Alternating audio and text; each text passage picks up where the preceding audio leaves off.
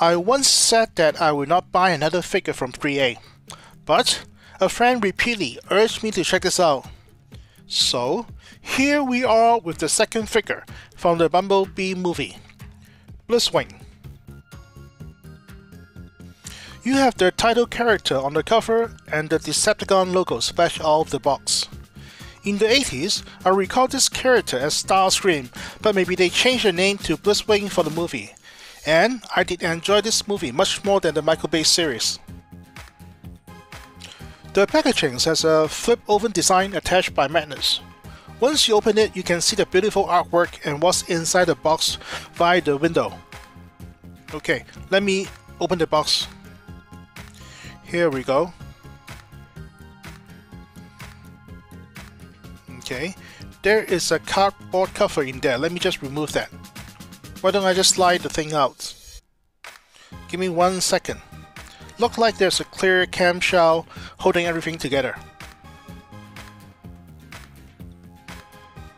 I like this character design as it has the modernized look yet remain faithful to the cartoon series. I love it. For the first tray, you have the figure, some hand shapes, his cannon and back thrusters. Okay, on to the next layer. You have the action stand, we'll talk more about it later, and a pair of wings. 3A was best known for its mechanical design and weathering details. This figure definitely excelled in those areas. It's perfectly balanced between form and function. The look is very convincing that it was just transformed from a fighter plane and yet maintain a high degree of articulation. We'll talk about it later. And all those pieces they added on to give it a complexity look, almost like perfect. Look at the weathering, amazing. First, definitely read through the instruction manual twice before you proceed, as there are many delicate and complicated parts, and you don't want to break anything on this excellent figure, as it's not like you can simply glue it back. Okay, let's try to put this figure together for the first time. First, you attach the wings to the back thrusters. Be careful as these joints are super tight out of the box. Work it gently, don't force it. Might take you a few tries. See, it won't go in directly, you have to work it. There you go. Not yet. Yep, there you go. Okay, then we clip the back thrusters onto the figure.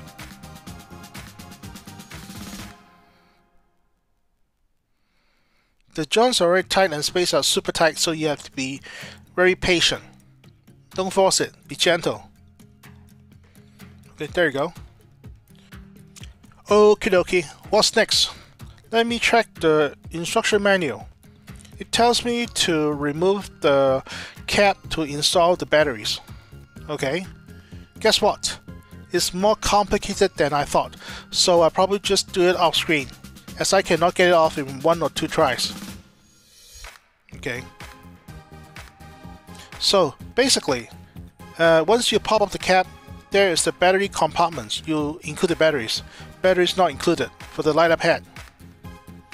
Also, the tail wing are attached to the back of the hip. It doesn't show clearly on the manual, so I decided to show you guys. The articulation is amazing on this figure. There are joints on joints, and the head can move any way you want. Easily. Wow. Both wings can flip open and rotate. There is attached by a ball joint, so some nice articulation. The tail wing is also attached there, so by a ball joint, so you can also work it.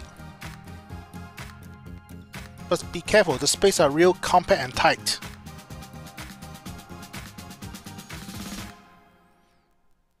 Some amazing details on the wings. Everywhere you look, the paint, the weathering is just amazing. You can admire it for days. It's just a lovely figure. Wow, the wheels on his feet can actually rotate, both of them. Quite nice. And then your feet can move forward, back, sideways. Very good articulation. But again, once it's out of the box, it will be quite tight, so you have to work it gently.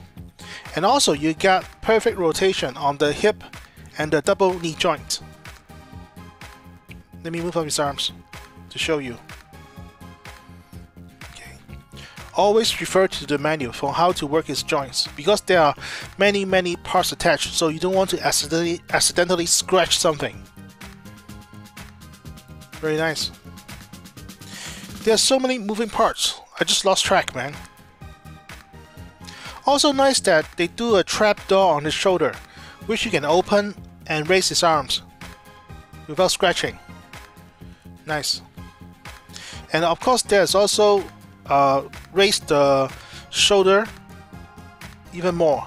There's double elbow joint, metal joints, and there's a butterfly shoulder joint somewhere. Just so many articulations. For accessories, you have the cannon, which you need to affix 2 missiles. I've done it already, but it's simple enough, you can do it yourself. Also, you can attach on the socket in the end and swap it out with the forearm. Look at the details and paint. It's just amazing.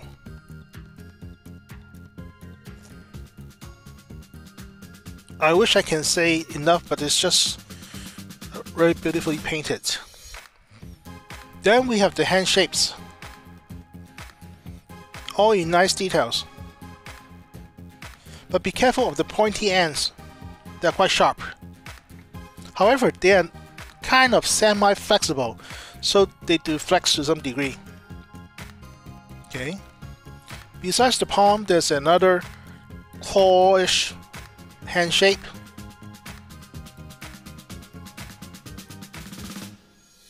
Okay. Also excellent details. And then there is a special device which he used to kill Bumblebee voice box. Nicely painted. Basically, you attach on the ball socket in the end. Watch out for the pointy ends though. See, there's a ball socket, you just attach it like your regular hand shapes. I'm quite impressed with this action stand. You have the Bumblebee logo from the movie. This thing is not painted, but they made out of grey plastics, so serviceable. What I like most about this action stand is that there are levers for you to adjust the angle or the length of this thing. Right, there's a lever there, you push it, you can adjust the length. And in the end, you just poke the pointy end into the butt of the figure to pose it. By the way, some of the joints are metal and are super durable. I've already removed his forearm and will attach the cannon for you guys. Okay, just the socket. Again, work it slowly at first because the joints are super tight. So, there you go. Looks good, man. How do you like it?